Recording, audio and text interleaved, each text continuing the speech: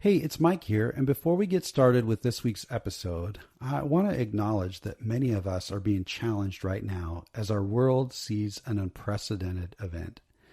This coronavirus spread is challenging and many of us are hurting, and one of the strategies that our world is using is social distancing to fight this off.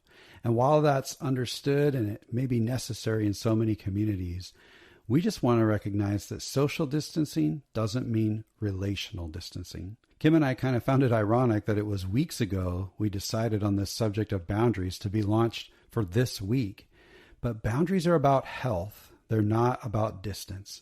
And so we hope that this brings you value today as you walk toward better relational connection.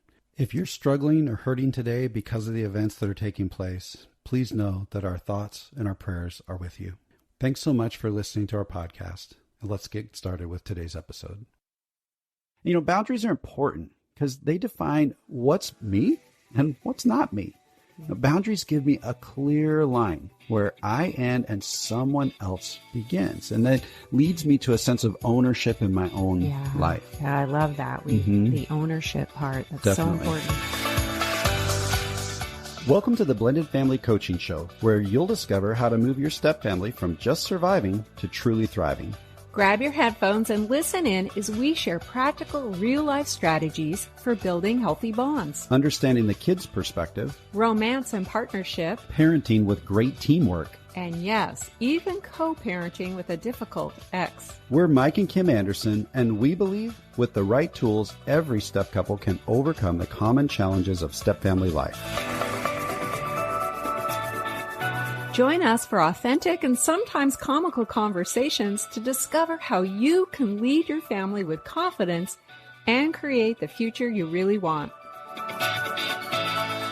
Welcome and thanks for joining us. You know what? Before we jump into today's episode, we want to give a quick shout out to Paul, who left us a review over on Apple Podcasts just recently. Paul said, "If we had only found you sooner, things would have been so much easier. We felt so alone and unique. And to listen and find out everything we were feeling was so," he said, "normal." That is a gem alone, but the tips have been extremely helpful too. Paul, thank you so much for that feedback. You know what? We get that feeling of loneliness, but you're not alone. Wow. You know, we're here to support you. And there are literally millions of other couples out there wrestling with so many of these blended family challenges too. So we're going to keep working for you to bring you value, Paul, and everyone listening as well. And we're wondering, you know, would you consider following Paul's lead and leaving a rating and a review for us over on Apple Podcasts? We're hoping to see at least 50 ratings by the end of March. And we know that you could actually blow that number out of the water. But just tap on our podcast, scroll down to the ratings and reviews section at the bottom, and honestly choose which star rating you feel fits our show best. And we just want to thank you in advance for helping us hit that goal. Thank you, Paul. All right. So in our last episode, we talked about some strategies around what to do when you're feeling stuck in that competition with your stepchild. And at one point in the episode, we talked about setting healthy boundaries and the fact that that's really important. Really important. Yeah. And the truth is, healthy boundaries are critical for all relationships. That means this is an important topic for you, for your spouse. It's important in our parenting as well. And not just for the step parent to set boundaries, but bioparents as well. Oh, yeah. Yeah. You know, boundaries are important because they define what's me and what's not me.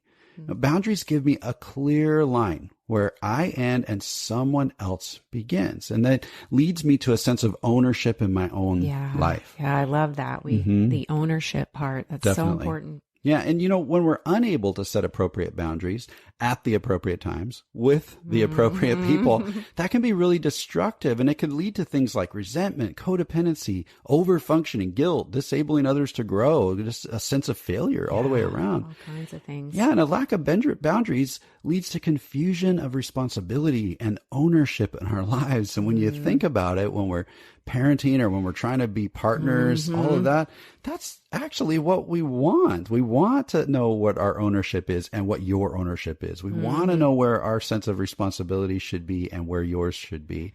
And so if we lack boundaries, then we're actually moving toward the opposite of what we're really seeking. So true. Yeah. Now, if you want to really dive deep, we're not going to go into the complexities of boundaries today, but if you want to do a deeper dive after this episode, we highly recommend the Boundary Book series by Dr. Cloud and Townsend.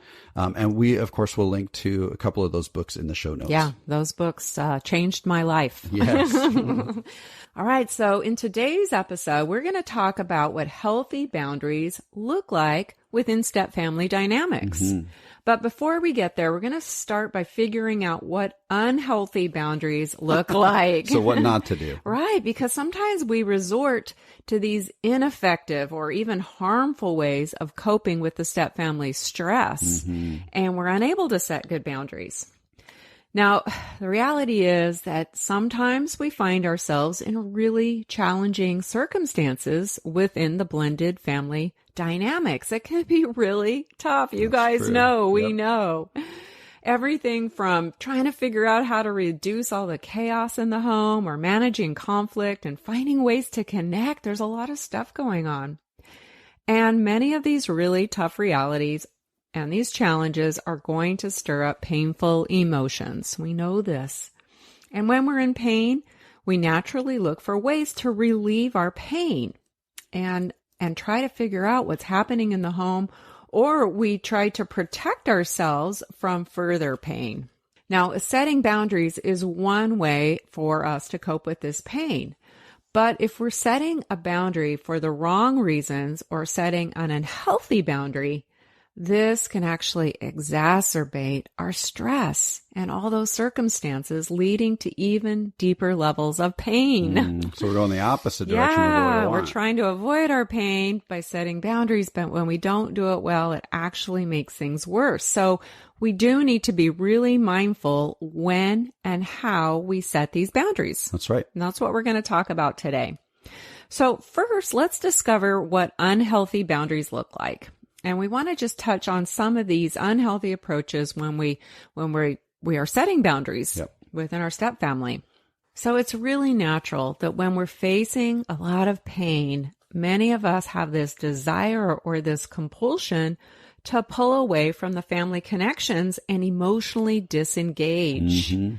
And this can be a really common coping strategy, especially for a step parent who might be, experiencing rejection from their stepkids, or maybe their spouse really doesn't understand what's going on with them, how they're feeling, or doesn't stick up for them when the stepkids are disrespectful. That's a lot of pain.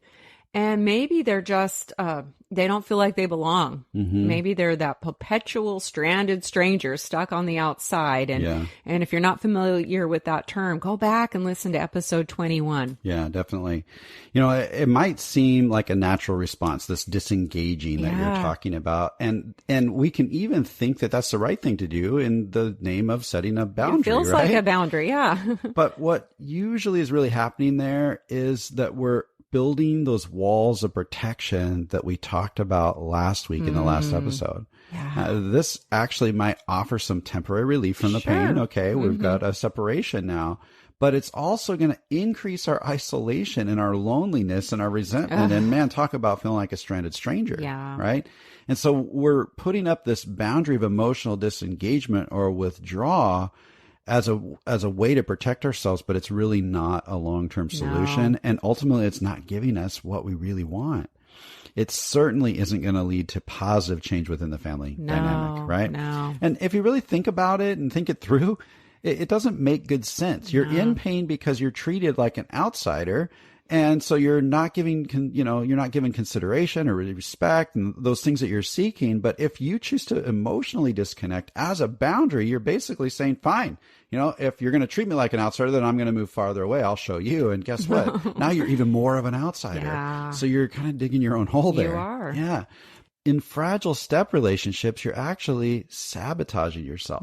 See, what you really want is for them to treat you better, but this approach doesn't motivate them to change their behavior. Instead, it's most likely going to give your stepkids or a spouse maybe even more justification for treating you poorly because you're only reinforcing those walls when you choose to disengage from them. Yeah. A little later, we're going to talk about what you can do instead in order to motivate that change and set a really healthy boundary for yourself in these kinds of situations. Pulling away isn't the answer. Yeah. Okay, that's an unhealthy boundary. That's an unhealthy boundary.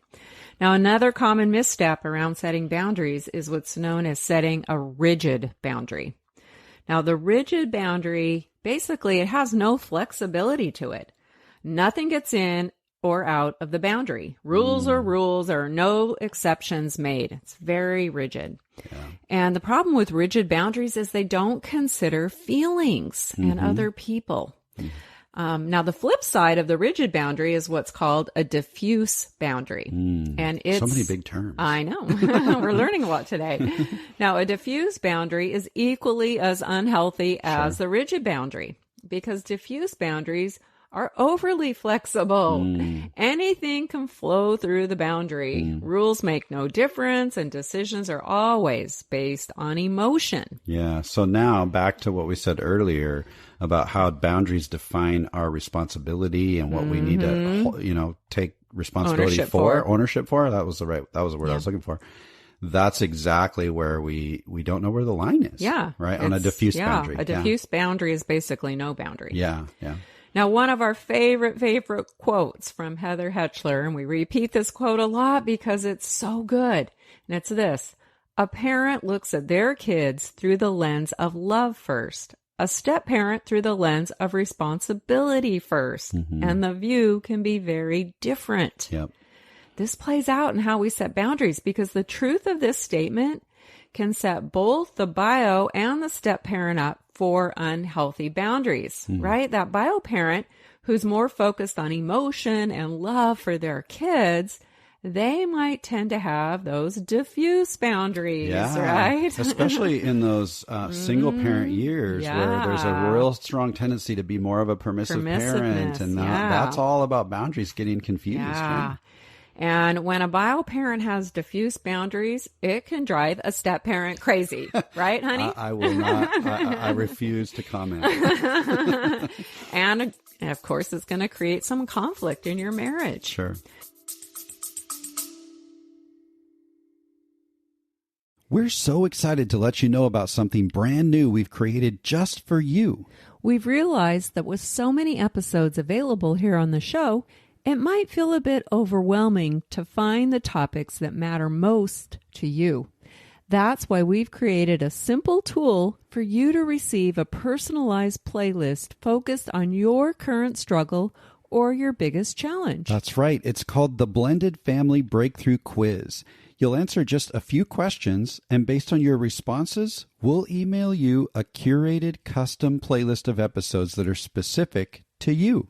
This simple quiz will direct you to the most impactful episodes that pertain to you personally and keep you on track in your journey of discovery, learning, and growth.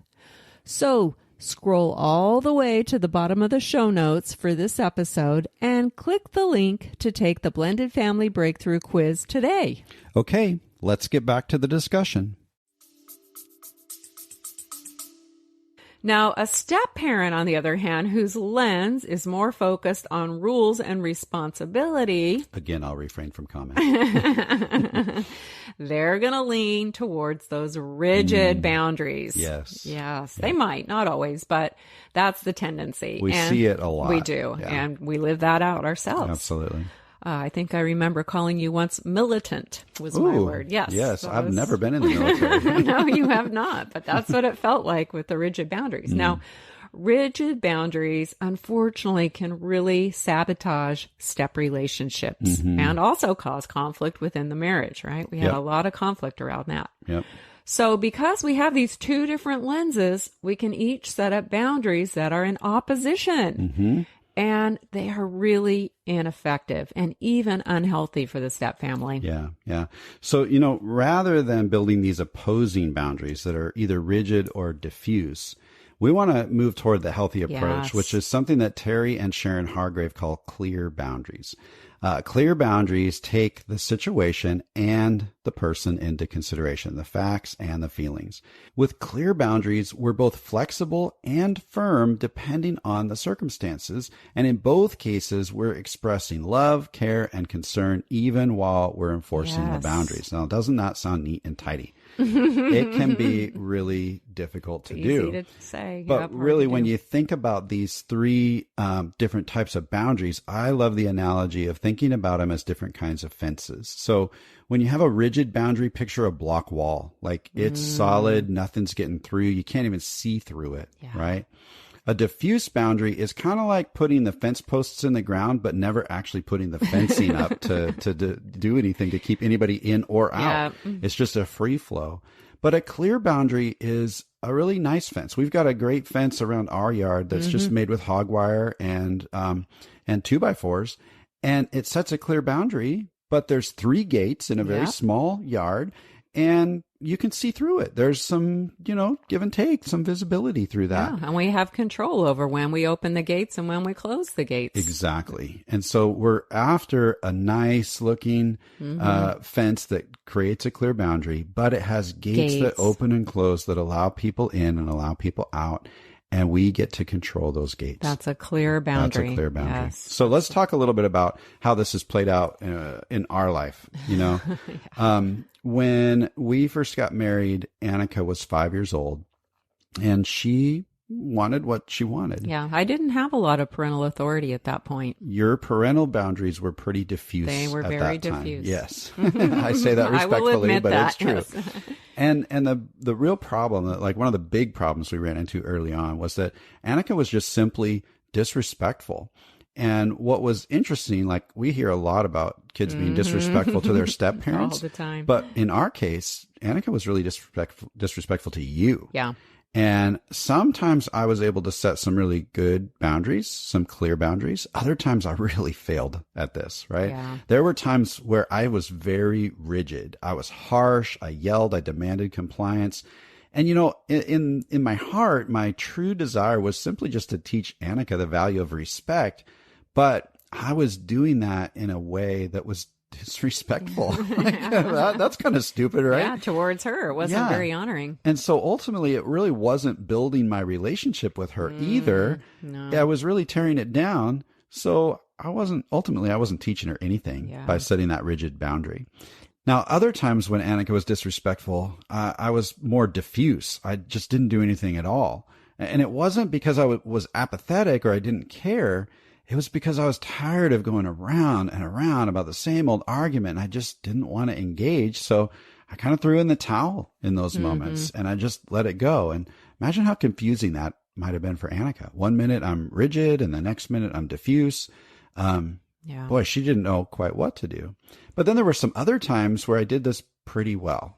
I learned how to interrupt Annika respectfully while she was being disrespectful. And basically my strategy was just to say, Annika, kind of sternly. And I remember I would get down on one knee because she was kind of little. I wanted to get down to her level. And as soon as I knelt down and was eyeball to eyeball with her, I just lowered my voice.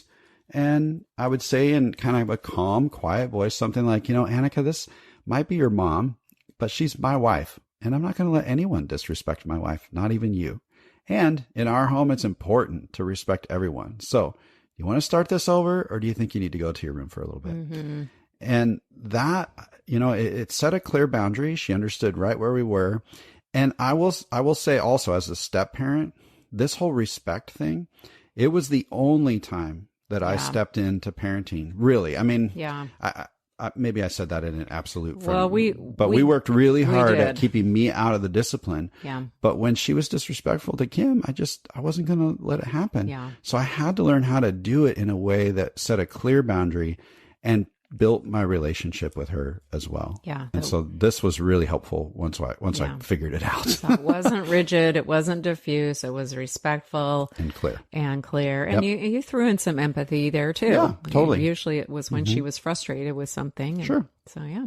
Now, there are several different kinds of boundaries we deal with in blended families. Some are our own individual parental boundaries that we set with our kids, like just the one Mike was just describing, as it was him as the step parent dealing directly with Annika. Sure. And other times it was me on my own as a bio parent dealing directly with one of our kids and setting boundaries. Right. Now, other times we need to set personal boundaries. A good example here is one of my tendencies that I kind of learned from my family of origin is when things are tough and I'm feeling pain, I tend to go into a pit of despair. That's the withdrawal we were talking about earlier. Yes, I withdraw and I slink into my pit and I pout and whine and feel sorry for myself. Kind of a pity party, I guess. And early on in our marriage, I would jump right in the pit with you. Yes, I would take you right down. Yep. If Kim was in a bad mood, I'd be in a bad mood. I really struggled with people pleasing and codependency. I still have that tendency, but I've had to do a lot of work over the last 20 years or so. So at some point, Mike decided, after he had learned a lot about codependency and healthy boundaries, he set a boundary with me. And when he saw I was going into the pit, he would show empathy and say, honey, I'm sorry you're not feeling very well and that you're struggling. If there's anything I can do, let me know, but I can't go into the pit with you. Yeah. And then he would get on with life. Yep. It didn't rock his whole world or change his mood. He stayed in his up mood and did his own thing. And then I was in a situation where I had to face my own pain. Sure. And I had to find out how I was going to manage in healthier ways, which I did. Yeah. So that was eventually. That was me setting my personal boundary. And ultimately it made it so that I wasn't taking responsibility for your mood anymore. And you had to take responsibility for yourself. Right. I was taking ownership for my own emotions. And things went way better when we did that well. Yeah. And when you were crawling down in the pit with me, you were kind of disabling me from learning how to cope. Yeah. I was taking responsibility for you. You were. And it now, didn't work well. I need to give a little side note here. Kim and I developed this common language around the idea of going in the pit. If you don't have that common language with your partner, I do not suggest suddenly whipping out the line, I'm not going in the pit with you, because they will probably take that wrong. This was tied to some other work we had done and a book Kim read, and it made sense to us. It probably wouldn't make sense to your spouse. So you need to find a different way to say that. In a loving way. That's right. So I just want to point that out. Don't say, I'm not going to the pit with you. But it was an area. The point is, it was an area where Mike realized that he needed to set a healthy boundary, a personal boundary for himself. And it actually ended up benefiting me in the long run. Right. And me. Yeah. And then there are also those boundaries that you're going to need to make together as a team as you parent, right? And these are the ones that are going to impact your home, your family, and ultimately your marriage relationship. That's right. Yeah, and we have an example of that one too, where we had to be very intentional with some boundaries when Annika started driving. He's laughing because it was tricky. Yeah. At that point, we had some problems around that. At that point, she was not making good choices. She was not very trustworthy. She wasn't very mature, and yet here she was behind the wheel of a car. It was pretty terrifying. Yikes. So Mike and I came together and we created a driving contract for her with very clear boundaries. Yeah. And that was something that we worked on. We had to hammer out and talk through and then present to her. Yep. But it was very beneficial going through that process. And when we did that, what we did is we had really tight boundaries. Like some would say maybe this was rigid, but actually we started intentionally saying, hey, here's where the boundaries are going to be for the next 90 days. And then as you continue to earn trust, we're going to open these boundaries up and so on and so on. So it was really trying to be clear. And we talked a lot. I remember talking a lot about, okay, who's going to say what? Like, I remember actually having notes for some of those meetings and going, okay, Kim's going to deliver this message and I'm going to deliver this message. And we're going to do it in a way that Annika feels supported and loved, even though we're having to give her news that she's probably not going to like. Yeah. And it was flexible. It was. I mean, she was allowed to earn more and more privileges over time. Totally. So we've got these three different boundary types. We've got rigid, diffuse, and clear. We also have to figure out how we're going to get to the clear boundary, which is the healthiest one, in different ways, whether it be our individually dealing with our kids or stepkids, whether it be personal boundaries to make sure that we're healthy, or whether it be this team effort to figure out, well, how are we going to set up boundaries in our home that are going to benefit our whole family? Yep. Okay. Now, while we're doing that, those clear boundaries in these different areas, there's 3 really great simple principles to keep in mind as we go through it. Okay. First one is consider facts and feelings, right? I said that a little bit earlier, but in considering the boundary that needs to be set, we're taking into consideration the dynamics and the circumstances. Sure. We're taking our own needs into consideration, and we're considering what everyone else needs and feels that's going to be affected by this boundary decision. Right. So we're taking we're very holistic about this, Yes. looking at the whole picture. Yeah. The second principle is that we're going to communicate with respect and empathy. Remember, the goal here is not just to set the boundary, but really ultimately the goal is to build good relationships, those close bonds that we're really looking for. Yeah. So we've got to communicate with respect and empathy. And then finally, we've got to recognize, you just said this word, hon, clear boundaries are flexible. They are. So we're not necessarily making decisions by a rigid set of rules, or we're not doing it, the diffuse by mere emotion. We're looking at a whole lot of options. We're trying to decide, well, which one seems the best to try right now. And then once we set that boundary, we're going to be open to shifting gears when we need to, because not every decision we make is going to be the right one the first time. You might have to go back to the drawing board. We have to be flexible. So again, we're working on these clear boundaries in these different areas of our blended family life. And while we're doing that, we're considering facts and feelings. We're communicating with respect and empathy, and we're our clear boundaries are flexible, right? Yeah. Okay, so we're thinking through clear boundaries. We've just applied these 3 principles. Let's get really practical for a few minutes. We want to share just one great example that we've recently discovered that's just for step parents. Yep. Okay, we know we've got a lot of step parents listening. And so we're just going to hone in on you guys for just a little while. Yeah, they seem to be the ones that need boundaries. Yeah, you know what? I'm a step parent for almost 20 years now, and I'm starting to realize maybe healthy boundaries is a good thing.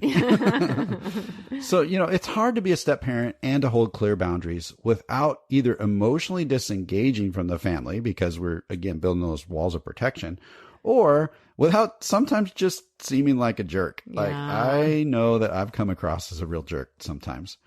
Now, if you're a step parent and you're listening to this, you probably know exactly what I'm talking about. You've probably had these times where you've had those feelings of rejection, or you're frustrated because your stepkids just don't respond to your direction, right? That's so frustrating. Maybe you and your spouse have made some parenting agreements together, but they neglected to follow through. We done dealt with that. Yeah, I'm sorry, honey, but yes, we've been there. Yeah. And you probably in that moment, you felt like you were left hanging out on a limb all by yourself. Probably felt disregarded, maybe even abandoned in that moment. I know we've struggled with that. And if you're anything like me, you might have tried to set some really rigid boundaries at that point, but you end up feeling like that jerk I just talked about, and that you're the only one holding the kids accountable. I felt that a lot. And then maybe later you flip-flopped and you just said, you know what? I don't even care anymore. So now our boundaries suddenly become diffuse, and that doesn't work either, because now the kid's behavior is absolutely driving you up a wall, right? Yeah. Where do you go? Finally, we get to this point where we're ready to set that clear boundary, but you want to do it in a way that's going to motivate real change, and you want to do it without just totally emotionally disengaging. Yeah. So if that sounds like something you're like, oh yeah, I've felt that before, and I would love to know how I can do it to motivate change without being the jerk and without disengaging, then we've got a great example coming up for you right now. Now, we found a great story in a book by Ron Deal and Laura Petherbridge. The book is called The Smart Stepmom. Yep. We're going to put a link to that book too, because it's really awesome. There's a Smart Stepdad book as well. So in the book, the story describes this example of a stepmom who's been put in charge of helping her stepson get up in the morning and get ready for school. So she's helping him to manage his own responsibilities in a sense. And she's been put in charge. The problem is that the stepchild is continually responding negatively to her to her that direction. Never happens, no, right? never. No. And he's given her a lot of pushback. And even though she and her husband have agreed that this is important and that they've made this parenting decision together, that she would handle this morning time, whenever the child complains or has a problem, her husband backs down and doesn't really support her. And sometimes he even criticizes stepmom's parenting and defends his child. So, of course, this is going to sabotage all of her parenting efforts and just leave her feeling really defeated. Yeah, yeah. You know, if you stop for just a second and you think about it, the details in this particular story might be different, but I'm betting that most step parents listening to this can really relate to that frustration. Yeah. Wait, we've agreed on this priority. I'm trying to do, what I think is the right thing. And then I feel like there's an undermining. That doesn't always happen, but I know that happened in our story as well. Definitely. Yeah. Our biggest fight ever was because of this. Yeah. So it sounds like it may be time for this stepmom to set a clear and personal boundary, right? Because it's not working, right? She's got to try something new. So here's a simple script. This is right out of the book, and it illustrates how to set a clear boundary without disengaging emotionally. And here's what it sounds like. Honey, we continually battle over how to parent your child. We discuss these issues many times, and we've even verbally agreed on a plan. But every time I try to implement the plan, you side against me. Since we really don't have an agreement, there's no reason for this pattern to continue. Therefore, I'm resigning my post as person in charge of your child in the morning, and I will no longer be getting him out of bed and ready for school. Please don't count on me to get this done in the morning. I'm not angry or doing this out of malice, but there will be less conflict for everyone if you handle it the way that you desire. So politely resigning the post. Yes. Now, the key here, if you choose to set a boundary like this, is that it's critical for you to remember principle number 2, communicate respectfully and with empathy. Right. Be polite, be matter of fact in your message, just kind of lay it out there. And, you can say something like this script, and you can still stay emotionally available to your spouse and your stepchild. You don't have to shut down. Now, in this case, what you're doing is you're respectfully resigning from the responsibility, right, that you really aren't able to fulfill anyway. You're kind of been beating your head up against a wall. So you're resigning, but you're choosing to remain open to your family emotionally. You're not shutting down. You're still going to look for opportunities to engage and connect with them in ways that show your love and your care. Remember, the healthiest boundary is clear, not rigid or diffuse. You want to stay focused on the situation and the decision you've made, as well as remain connected and empathetic to the people that are involved, right? Yeah. It's that emotional and fact focused decision. Yeah, that's really good. And as you move forward from there, so you politely resign, and now you have to kind of go live in that. Yeah. And as you're moving forward in there, you're kind of stepping back so that your partner can step forward. Yes. You're redefining who's responsible for what. Yep. But as that happens, there might be a tendency to want to have a little bit of sarcasm, maybe be critical when things go the way you think they're going to go, right? Yeah. So if things don't turn out that easy for BioParent, who's now responsible and in charge, that's not the time to lecture them or say, see, it's not easy to get your kid up in the morning, is it? Right? That's just not going to help, because again, all this boundary stuff, it's not just about setting those clear boundaries. It's also about building relationships. So park the sarcasm, the criticism, I told you so's at the door, and don't let them invade your family. Because this is just going to give them a reason to be angry with you. It's going to keep distance between the two of you as a team. And then you're going to start breaking down in other areas of parenting, and you really don't want to do that. Your spouse just needs to be focused on the problem, not on you. Yes. And when you have sarcasm, you're criticizing, they're focused on you. So don't be mean-spirited, just resign and then relinquish control and be there even as support and encouragement and be a cheerleader, right? Yeah. You might even focus on, so in this particular case, you might focus on being very intentional about how you greet your stepchild in the morning. So now I've resigned this post. Maybe my spouse is a little frustrated, but you know what? When they walk in the kitchen, hey, good morning. It's good to see you this morning. You want some toast or you want some eggs or something? But be really intentional about wishing them a good day and still being engaged. So what you've really done is shift ownership. Yeah. Yeah. So this boundary setting strategy is done with respect. It's done with empathy because you're not playing emotional games. You're not being manipulative. You're just shifting that weight of responsibility, like Kim just said. And the hope and the goal is that someone else, your spouse, right, ends up feeling the weight and eventually finds the motivation to make whatever change you're hoping for. Yeah. Right? Many of us step parents feel like we carry a lot of the weight of responsibility without having any real authority. But with this politely resign approach, you don't have to, bear that weight of being an authority in a system where you have no authority, right? And you're still building relationship. I love that. You don't have to bear the weight of being an authority in a system where you have no authority. You don't really have formal authority at all. Such a tough position for a step parent. It can be. Yeah. And, also slipping into demand and compliance from a stepchild, that's just going to damage your relationship. If you just keep going and you're going rounds and rounds and rounds with them and pushing, it really is going to do damage to the relationship. Instead, we've got to have these clear boundaries that's going to allow your spouse to feel the weight of the responsibility so that they can own the responsibility and deal with the consequences. And you're protecting your relationship with both your spouse and your stepchild. We want to be clear. This isn't really a cure-all, right? The truth is that your spouse might get really angry with you when this happens, right? Your resignation starts to cause them to suffer a consequence, or they don't want to have to engage. They expect you to take care of it.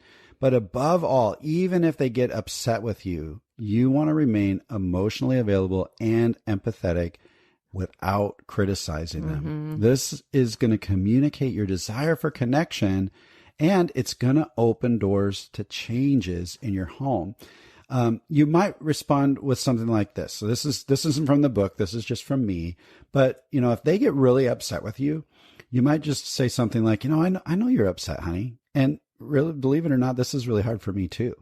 But I want to be someone who supports you in raising your kids. And it seems that you and I have really different ideas about how the morning routine should work.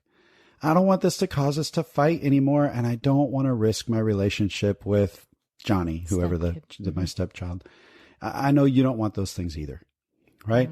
Staying focused on the problem, not on people or any of that. Not pointing fingers. Yeah, but really genuinely saying, look, I want to resolve this, and I want to maintain good relationships. That's key. So that's this idea. Again, that was really focused on the step parent of, politely resigning when we just can't seem to get on the same page around some of these things. You realize that there needs to be a boundary. You've taken on something that shouldn't be yours. Yeah. And that's another thing to think about, especially with our kids, is if you're doing something that someone else should be or could be doing, you might have a boundary problem you going may need to examine on. that. Yeah, Totally. it's really important. Well, what a great example. We're grateful to Ron Deal and Laura Petherbridge for that one. And again, in the Smart Stepmom, and we'll link to that book in the show notes. Yeah. Now, many of the boundary issues in a step family just aren't that easy to navigate. We know this is not simple. And some of what you're coping with probably isn't fair, and you didn't bring it on yourself. It's just part of the dynamics, but you have to deal with it. Now, if you continue to run into boundary issues despite your best efforts to change your circumstances, well, then it's probably time to take the next step and seek some help.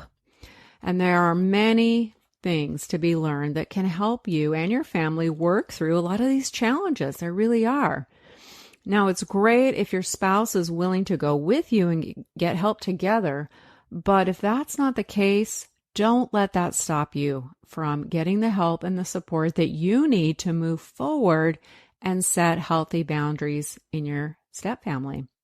But of course, make sure that whoever you reach out to has training and experience specifically around step-family dynamics, because it's very different than first family dynamics. Yeah. Totally.